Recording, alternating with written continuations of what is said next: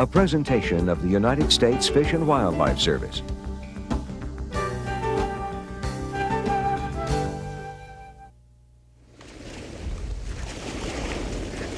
Every fall, as they have for countless centuries, geese, ducks, shorebirds, and other migratory birds leave their northern nesting grounds and fly southward before the grip of winter tightens.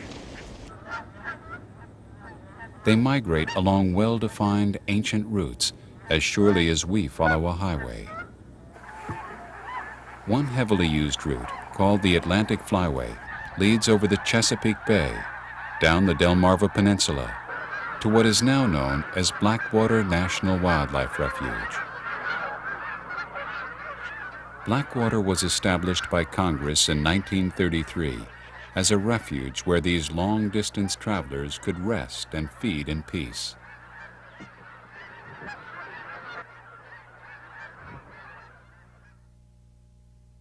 There had been a growing concern during the early part of the century that the loss of wetland habitat, as well as overhunting, was causing an alarming decline in waterfowl and other wildlife populations.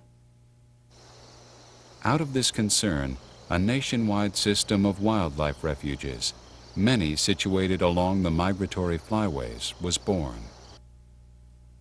Today, as the 100th anniversary approaches of when the first refuge was established by President Teddy Roosevelt in 1903, there are more than 500 national wildlife refuges across the nation managed by the U.S. Fish and Wildlife Service. The mission of the National Wildlife Refuge System is to administer a national network of lands and waters for the conservation, management, and where appropriate, the restoration of the fish, wildlife, and plant resources and their habitats within the United States for the benefit of present and future generations of Americans. For well over half a century, Blackwater National Wildlife Refuge has been supporting this mission.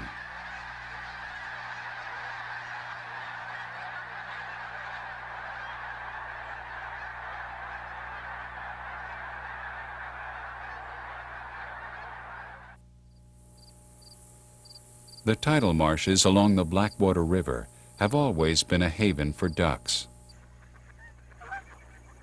When Blackwater came into being during the 1930s, ducks were the primary visitors to the refuge. There were few geese. All that changed when mechanical corn pickers came to the area during the early 1940s. While the dried corn was being stripped from the cob, enough was spilled on the ground to attract migrating geese to this high-energy food. Over the next few decades, the number of geese that no longer continued their migration to their traditional southern wintering ground steadily increased. By the 1960s, the number that stopped at Blackwater had grown to more than 100,000. They congregated on Blackwater because the refuge offered protection, and there was plenty of food in the surrounding marshlands and farm fields. Farming became an integral part of wildlife management on Blackwater. Clover and buckwheat are planted for protein, which the birds need for muscle building and feather replacement.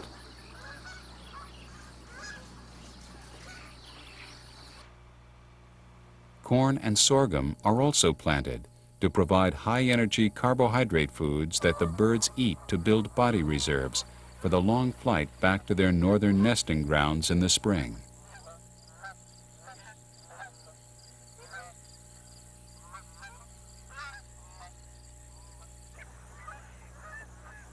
The freshwater impoundments are a haven for the tens of thousands of ducks that pass through Blackwater on their migrations.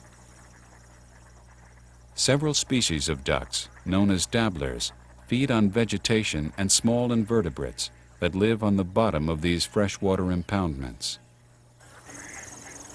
To provide food for dabbling ducks and other water birds, the refuge uses a method called moist soil management to encourage the growth of nutritious plants in the impoundments. In summer, When migratory waterfowl have gone, the impoundments are drained to allow moist soil seed-bearing plants, such as tick-seed sunflower, a chance to become established. When plants with little wildlife value, such as cocklebur, begin to crowd out the sunflowers and other beneficial plants, the impoundments can be flooded to kill unwanted plants. In the fall, the impoundments are filled to a depth between 6 and 10 inches, so that when the ducks arrive, a feast lies just below the surface. For this to work, timing is essential, as well as an ample supply of fresh water that can be moved by gravity through the complex of connected impoundments. Rain is the primary source of fresh water. Through ditches dating back to colonial times, water flows from the 5,000-acre Kentuck Swamp on the north side of Key Wallace Drive into the impoundments.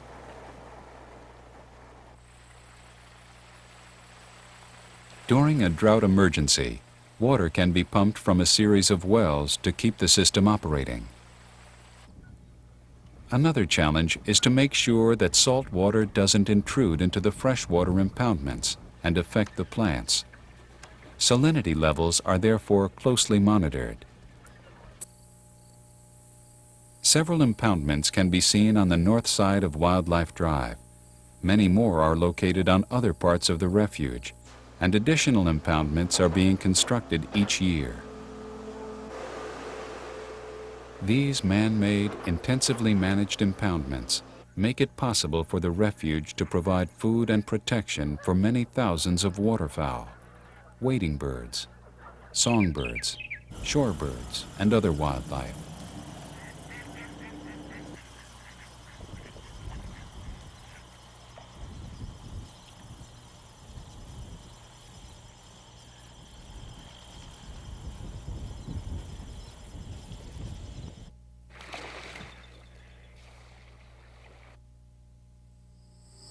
Blackwater is much more than croplands and impoundments.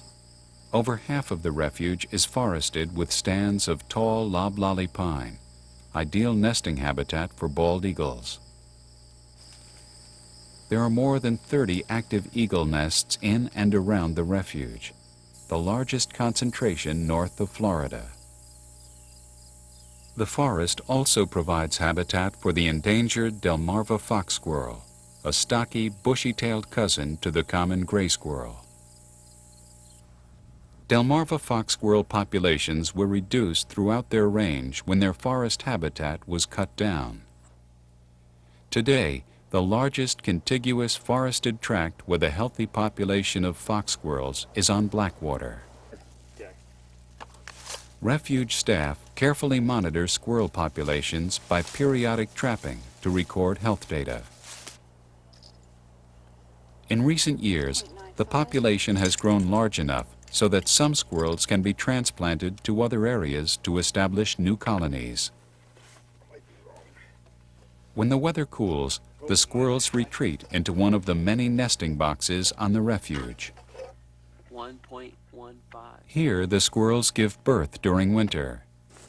For refuge biologists, this is an ideal time to record nesting success and track population trends. 3099. Winter is also an ideal time to capture and band Canada geese.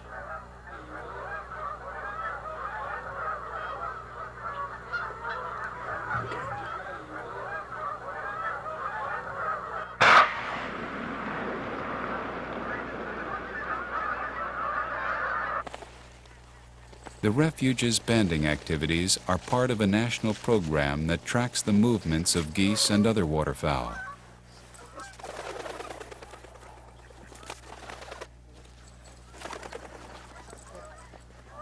During banding, the sex and age of the birds are recorded. The band numbers become part of a national database. When a bird is recaptured or dies and the band is returned, valuable information about its life history is revealed. 67. The data helps scientists learn about survival rates and predict population trends.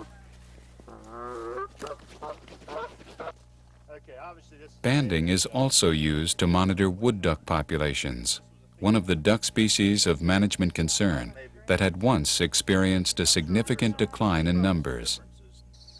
Wood ducks prefer cavities in old trees for nesting, but when the old-growth forests were cut, nesting sites were lost and the population suffered.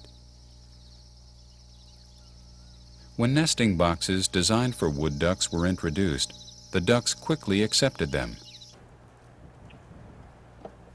Today, thousands of boxes have been installed across the country, and wood duck numbers have increased. Refuge staff also lend a helping hand to osprey nesting efforts. Ospreys, also known as fishhawks, can be found worldwide. The ospreys on the refuge migrate each fall to South America, returning in the spring to raise another brood.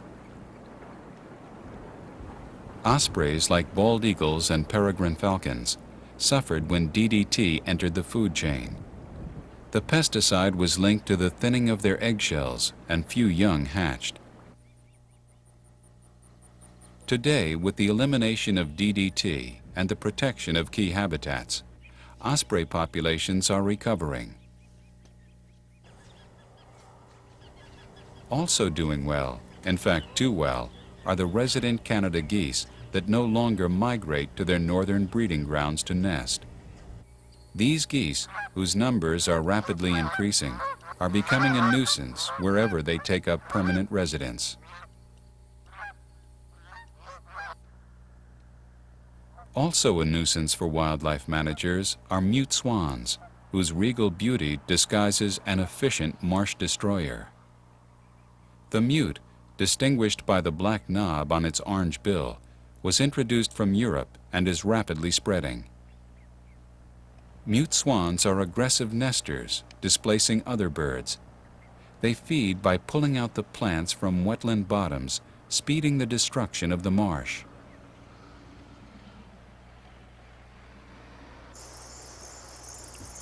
The most threatened wildlife habitat on the refuge is the marsh.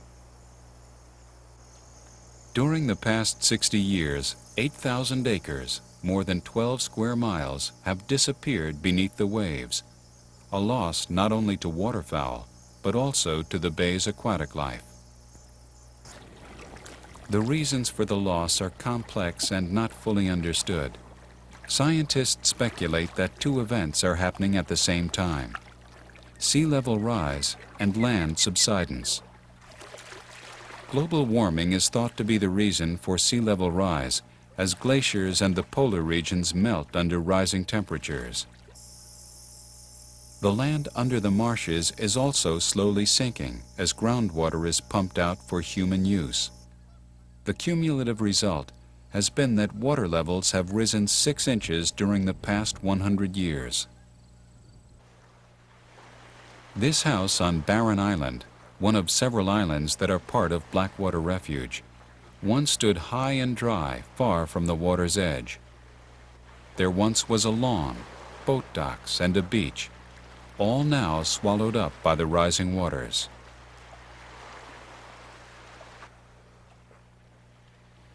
Today, Barren Island is only a fraction of its former size. It too may one day slip below the rising waves, as have so many other islands in the Chesapeake Bay. If and when it goes, gone too will be one of the bay's most productive wading bird rookeries. Herons and egrets now nest on Barren Island by the hundreds. The magnificent birds born on this island can be seen throughout the Chesapeake Bay area. Not much can be done at the local level to stop sea rise or land subsidence. What can be done is to preserve and protect what remains. A major culprit in marsh loss is a large rodent introduced from South America, the nutria. Nutria destroy the marsh by digging up plants and eating the roots. Their excavations accelerate marsh erosion, and these rodents are prolific breeders. Nutria were brought into the area during the 1940s to be raised in captivity for their fur. At the time of their introduction, the marshes around Blackwater were filled with muskrats, and the fur trade was flourishing. A few nutria escaped, and today there are tens of thousands destroying the marsh. The refuge issues permits to muskrat and nutria trappers to remove these rodents, but trapping hardly makes a dent in the numbers. Invasive plants are also taking their toll on the marsh. Phragmites is a hardy plant and difficult to control. It quickly crowds out other plants, destroying the natural diversity in the marsh. Refuge biologists closely monitor the health of the marsh by conducting periodic surveys. They record the diversity, distribution, and growth rate of the plants in their sample plot. 30% coverage. While these surveys become part of the long-term record of the marsh, they also serve as the basis for current management strategies, such as when to burn the marsh.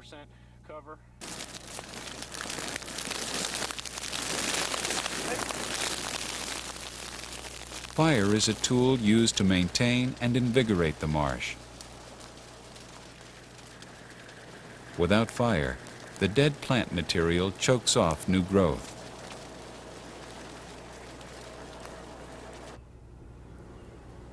The plants that emerge after burning provide food for waterfowl, and the new root system binds and strengthens the frail marsh. Burning the dead material also reduces the risk that lightning strikes become uncontrolled destructive wildfires. To compensate for the continuing loss of marsh habitat, the refuge is expanding by acquiring lands from willing sellers. During the fall and spring, Blackwater is a crucial resting and feeding stop for thousands of migrating birds representing many species.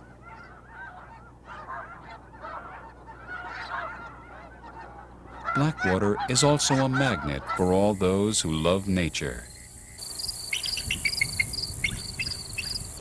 Visitors come from around the world to marvel at the wondrous spectacle.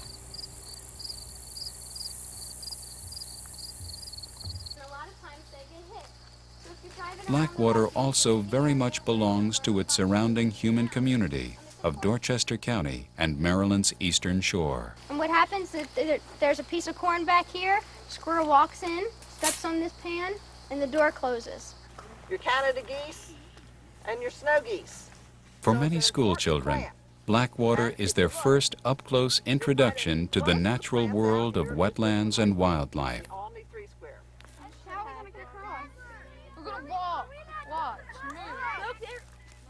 The refuge is a marvelous classroom, and its environmental education program a wonderful way to breathe life into a student's biology lessons.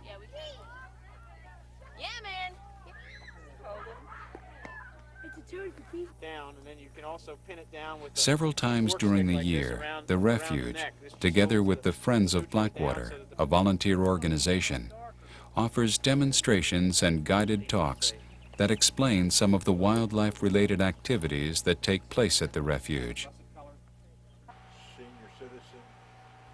Volunteers are an important part of what makes Blackwater work. More than 100 volunteers contribute over 10,000 hours a year staffing the visitor center and helping with many public use and biological activities. Blackwater provides benefits to people as well as to wildlife. Not only is it a great place to observe and photograph wildlife, but there's hiking and bird watching, biking and fishing, and limited hunting opportunities as well.